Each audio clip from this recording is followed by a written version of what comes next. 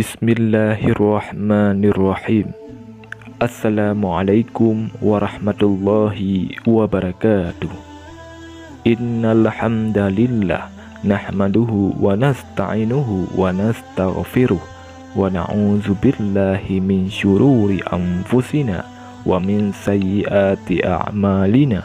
May yahdihillahu fala mudhillalah wa may yudlil fala hadiyalah. Asyhadu an la ilaha illallah wahdahu la syarikalah wa asyhadu anna Muhammadan abduhu wa rasuluh. Allahumma salli ala sayyidina Muhammad wa ala ali sayyidina Muhammad. Syukur alhamdulillah kita dapat berjumpa kembali di channel ini. Harapan dan doa saya, semoga saudaraku semua yang menonton video ini selalu diberikan kesehatan, dilapangkan rezekinya, diampuni dosanya, dan dipanjangkan umurnya. Amin. Amin. Ya Rabbal Alamin. Saudara muslim yang dirahmati Allah Subhanahu wa Ta'ala, tidak sedikit kisah mengejutkan yang terjadi saat seseorang Kiai Mansur melaksanakan ibadah haji maupun umrah. Meski kisahnya seakan-akan tidak masuk akal, namun bisa menjadi pelajaran bagi yang lain. Dikisahkan oleh Mutawif, pemandu jamaah umrah yang datang ke Tanah Suci. Kisah ini menceritakan seseorang, sebut saja nama samaran, yaitu Kiai Mansur yang ternama di daerah Jawa. Dia melaksanakan ibadah umrah pada tahun 1992 silam. Kala itu usianya masih 30 tahun, tidak jauh berbeda dari Mutawif yang mendampinginya. Dalam cuaca dingin di bulan Desember, jamaah dari travel umrah ternama ini memiliki kesempatan beribadah di Tanah Suci selama 9 hari. Suatu ketika, sang Mutawif yang sudah menetap di Makkah itu merasa keheranan dengan gelagat seorang Kiai Mansur ketika memasuki kawasan Masjidil Haram. Bagaimana tidak, ketika kakinya menyentuh lantai, dia merasa cepat langsung mengangkatnya.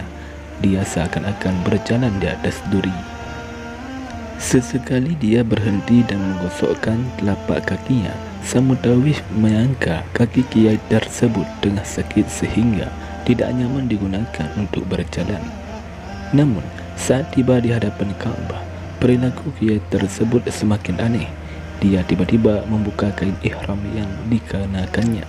Kain tersebut langsung dia letakkan di lantai, kemudian melangkahkan kakinya di atas kain ihram.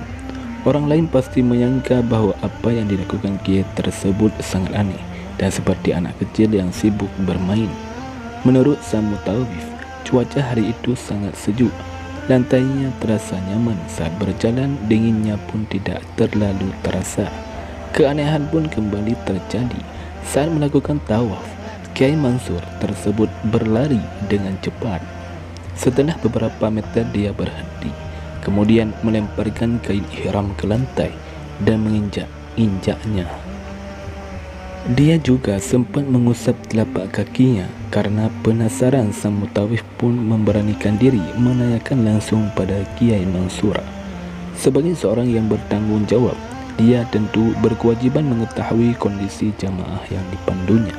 Tidak disangka, pengakuan Kiai Mansur sangatlah mengejutkan, sebab dia ataupun jamaah lain tidak ada yang merasakan apa yang dirasakan oleh Kiai Mansur. Kiai Mansur berkata, "Saat telapak kakiku berjalan di lantai Masjidil Haram, aku merasa seperti berjalan di atas bara api. Ini menyakitkan, panas, sakit itu benar. Demi Allah, saya tahan dengan lantai Masjidil Haram. Saya membuka kain ihram untuk alas kaki. Panas seperti api di bawah lantai, rasanya terbakar habis," ujarnya. Karena merasa aneh dengan apa yang dirasakan Kiai Mansur, Mutawif yang saat ini sebagai mahasiswa S3 di Makkah ini pun menanyakan apa yang sehari-hari dilakukan sang Kiai Mansur sebelum berangkat ke Tanah Suci. Ternyata Kiai Mansur adalah seorang yang hobi meminta bantuan atas nama agama demi kepentingan pribadinya. Dia sering memakan uang dari para dermawan untuk pembangunan pondok pesantren yang diasuhnya. Hobi ini menjadi kebiasaan meski hanya sedikit uang dari para dermawan yang dia makan. Namun, setelah mengalami kejadian aneh di Masjidil Haram, sang kiai mengaku bertaubat dan akan meninggalkan kebiasaan buruk tersebut.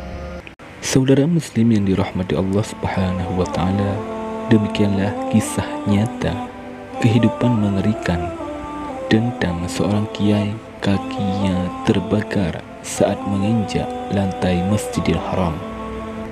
Semoga video ini menjadi pelajaran bagi kita semua agar senantiasa menjauhi dan menghindari kebiasaan atau keburukan yang dibenci oleh Allah Subhanahu wa taala.